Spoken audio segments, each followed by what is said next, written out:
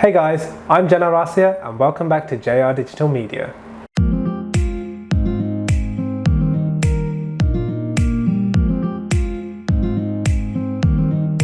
You're joining me here for part 2 of Scene Review, where I have been recreating the famous 747 scene from the movie TENET using miniature models, like this one right here.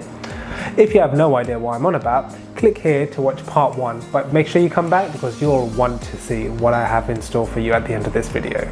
Now when I start one of these projects, the first thing I need to think about is where am I going to shoot? It mostly comes down to 3 options: indoors, outdoors, or on location. Indoors and outdoors are basically the same. I have a set table, and if I'm creating the set from scratch, I can either do it inside my studio or outside in the garden. The only times I really go outside is when I need to have major waterworks, like creating something with rain in it, or if I'm going to be blowing something up.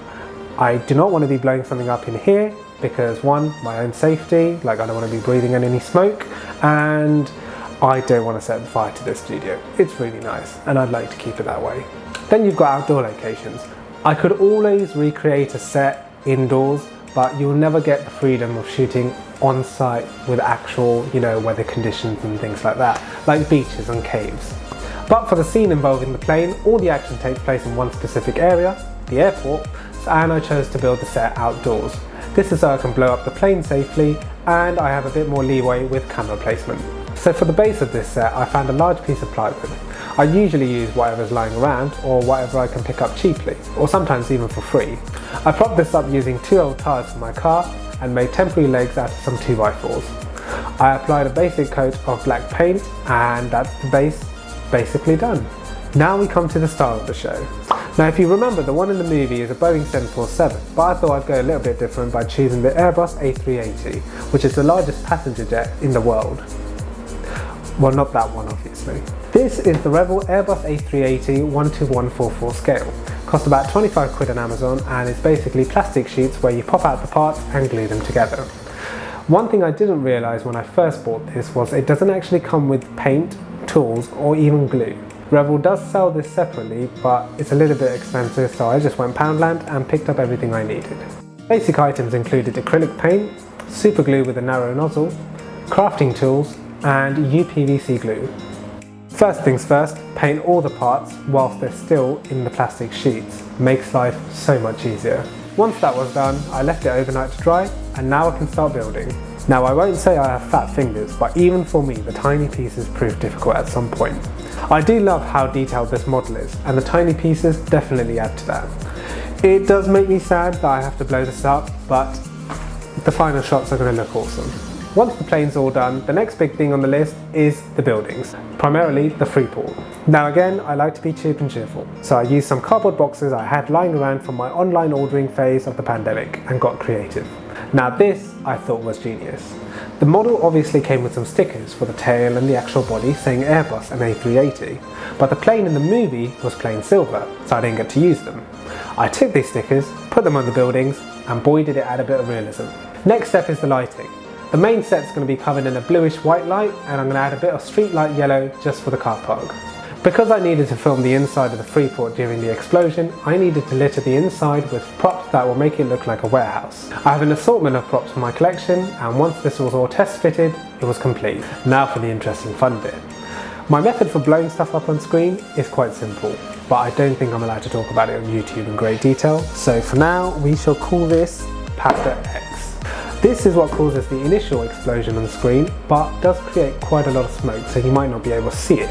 So what we do is mix that in with a flammable liquid like nail polish remover, and that's what gives you the orange fireball that you'll see in most movies.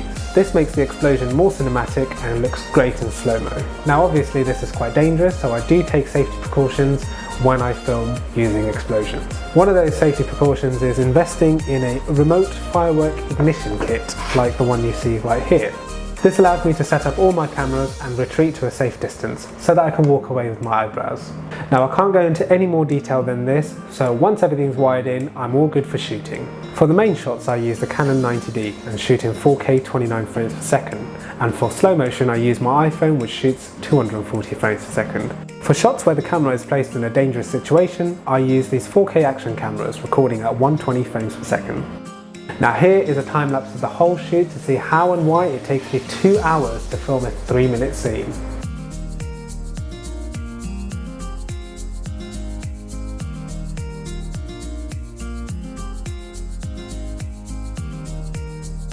You're probably wondering, why do I put myself through this? And sometimes I do think the same, but that is until I see the final edit. So without further ado, I present to you TENET 747 scene. Enjoy.